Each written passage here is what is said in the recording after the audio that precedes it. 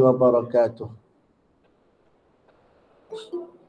Bersyukur kita kehadrat Allah Subhanahu wa taala kerana pada pagi ini 9 hari bulan April 2021, alhamdulillah kita semua dapat bersama-sama pada pagi ini untuk kita mendengarkan sedikit tazkirah insya-Allah yang bertajuk Ahlan wa Sahlan ya Ramadan Karim. Ahlan wa sahlan ya Ramadan Karim, iaitu selamat datang Ramadan. Dan insya-Allah kita akan dijangkakan akan menyambut Ramadanul Karim, iaitu lebih kurangnya ialah pada hari Rabu. Mengikut kiraan hisab, kerana insya-Allah pada hari Isnin nanti kita akan mula untuk mencerap anak bulan. Mencerap anak bulan untuk menentukan tarikh permulaan puasa. Jadi sebenarnya Ramadan ini merupakan suatu bulan yang amat dinanti-nantikan. Bagi orang yang bertakwa, bagi orang yang beriman, mereka amat menantikan kedatangan Ramadan. Sebab yang pertama, Ramadan seperti mana yang Nabi SAW telah bersabda, bahawasanya pada awal Ramadan itu merupakan rahmah. Allah menurunkan seberapa banyaknya, sebanyak mungkin rahmat yang akan dikongsikan di kalangan manusia. Jadi amat beruntung orang beriman kerana mereka mendapat curahan rahmat daripada Allah Subhanahu wa taala. Manakala pertengahan Ramadan, Allah menjanjikan akan memberikan keampunan kepada manusia. Allah janjikan memberikan keampunan kepada manusia.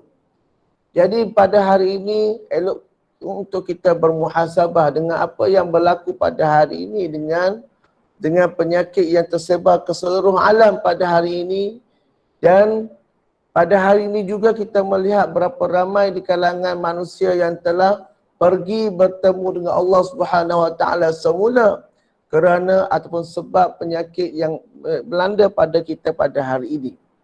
Jadi Allah Subhanahu wa taala memberikan keampunan kepada manusia yang benar-benar untuk mencari keampunan daripada Allah. Jadi amat rugi sekali orang yang mana pada bulan Ramadan seumpama dia tidak sedar, Allah dah bagi dah keampunan pada mereka, tetapi mereka tidak mengambil peluang tersebut. Jadi amat rugi. Seperti mana yang Nabi SAW kata, rugilah. Rugilah bagi mereka yang tidak mengambil peluang dan manfaat yang sebaik mungkin pada bulan Ramadan. Dan akhir sekali Nabi SAW telah memberikan jaminan mereka yang benar-benar mengambil peluang pada bulan Ramadan, iaitu dengan mendapat pembebasan daripada api neraka. Jadi itu 3 peluang yang Allah berikan kepada umat Muhammad SAW ketika berada di bulan Ramadan. Tetapi amat rugi beberapa golongan yang Nabi SAW telah sebutkan, iaitu pertama sekali mereka yang derhaka kepada ibu bapa. Mereka yang derhaka pada ibu bapa, mereka ini ialah orang yang rugi. Orang yang rugi kerana mereka tidak mendapat kata sebagai keampunan, tidak mendapat rahmat, tidak mendapat pembebasan daripada api neraka. Yang pertama ialah orang yang derhaka pada ibu bapa. Jadi Ustaz harapkan pada hari ini, bermula pada hari ini, barang siapa ataupun sesiapa sahaja yang mempunyai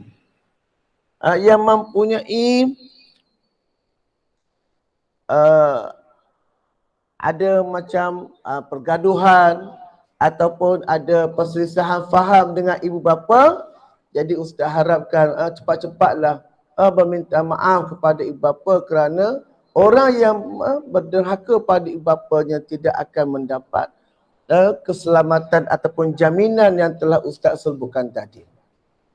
Jadi untuk memahami dengan lebih jelas bagaimanakah ataupun apakah yang diperlukan kepada kita untuk menyambut Ramadan? Yang pertama sekali ialah perlu kita fahami bahawa Ramadan itu yang diwajibkan ke atas kita yang pertama iaitu berpuasa. Jadi Ustaz harapkan persoalan ataupun hukum hakam mengenai puasa itu Ustaz harapkan semua pelajar dapat faham, terutama sekali yang pertama iaitu niat di awal Ramadan. Terdapat perkataan daripada ulama kita yang berkata seeloknya di awal Ramadan. Contohnya pada awal Ramadan, esok nak puasa, pada malam pada hari ini ataupun sebelum daripada subuh, eloklah kita berniat puasa selama sebulan. Sebagai contoh, sahaja aku puasa di bulan Ramadan kerana menunaikan perintah daripada Allah Subhanahu Wa Taala esok hari sebulan di bulan Ramadan. Tambah sedikit sebulan di bulan Ramadan. Kerana apa? Pertama, kita takut di dalam mazhab kita, andai kata kita tidak berniat pada hari tersebut. Contohnya pada hari tersebut kita tidak berniat untuk niat Ramadan, niat berpuasa. Maka puasa kita tersebut tidak dikira oleh Allah Subhanahu Wa Taala. Maka kita kena ganti semula selepas daripada Ramadan. Jadi seeloknya pada awal Ramadan tersebut kita niatkan selama sebulan. Andai kata pada esok ataupun lusa kita terlupa untuk berniat, mudah-mudahan puasa kita itu diterima oleh Allah Subhanahu Wa Taala. Itu yang pertama. Yang kedua, di bulan Ramadan juga kita digalakkan untuk mengamalkan ataupun beramal dengan beberapa amalan sunat. Sebagai contoh tarawih. Dan alhamdulillah pada kali ini walaupun dalam tempoh PKPB, Jabatan Agama Islam Negeri Selangor telah membenarkan untuk kita bersolat tarawih dengan kapasiti kalau di masjid ialah 400 plus 50. 400 lelaki dan 50 orang perempuan.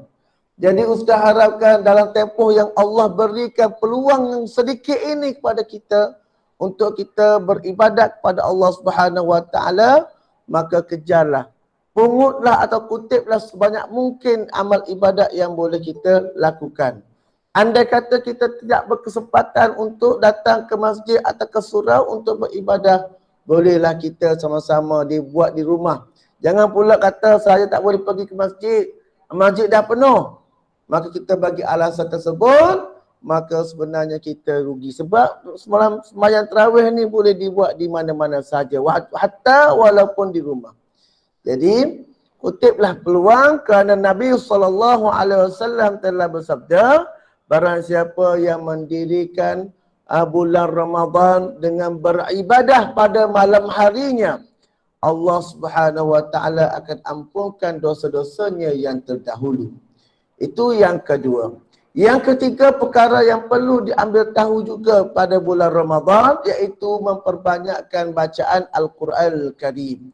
Dan insya-Allah pada tahun ini panitia insya-Allah nanti kita akan maklumkan kepada pihak pelajar iaitu berkenaan dengan program tadarus Al-Quran. Program tadarus Al-Quran yang akan dilakukan ataupun yang akan mungkin kita akan buatkan secara hybrid, iaitu mungkin kita akan buat dan sama ada secara online dengan offline.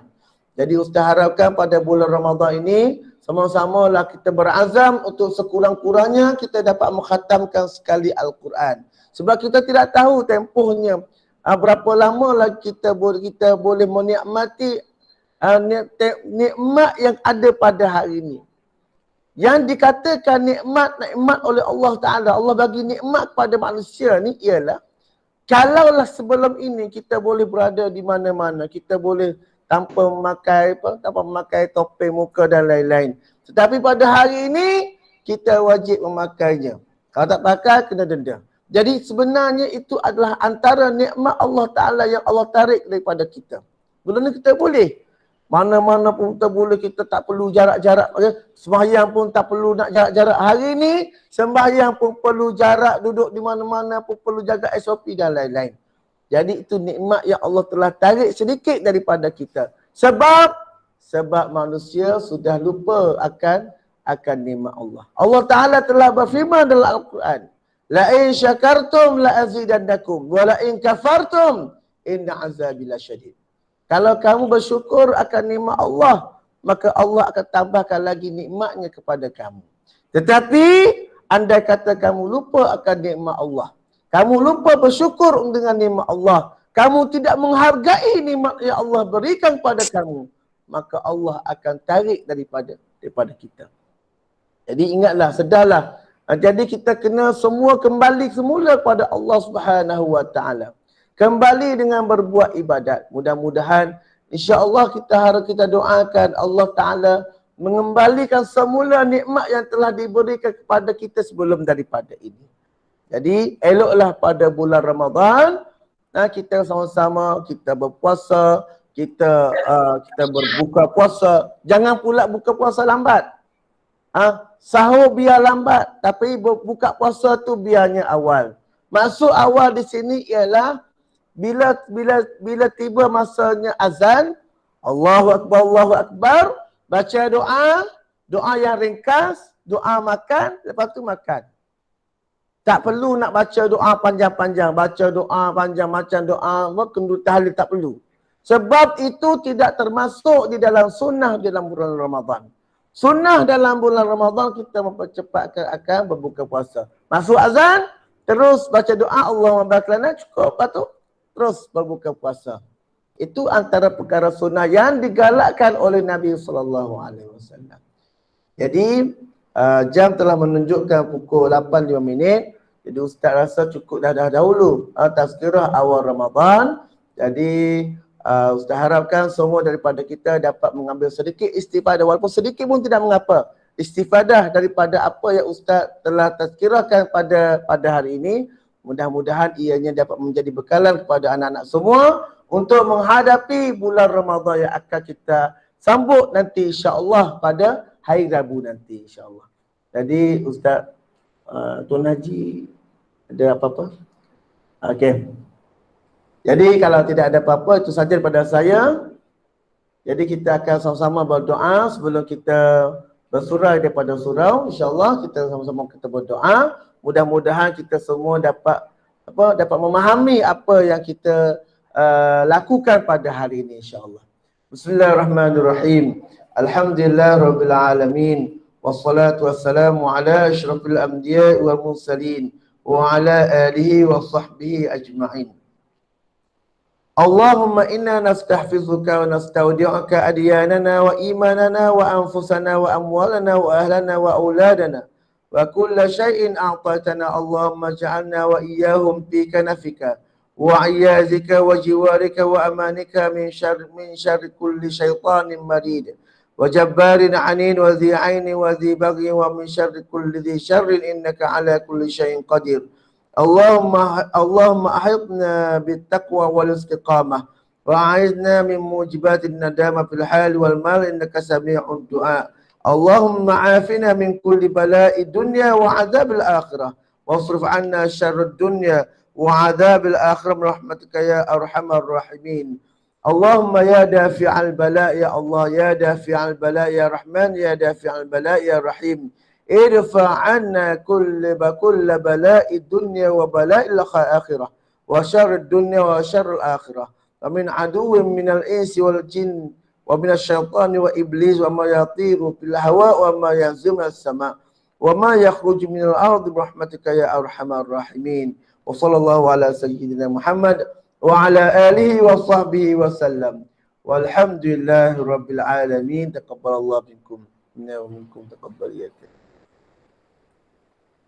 Jadi pelajar boleh bersurai untuk masuk ke dalam kelas. Kita mula dengan pelajar kita satu ikhlas dahulu. Satu ikhlas.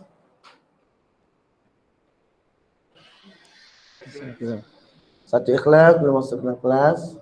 Jaga SOP.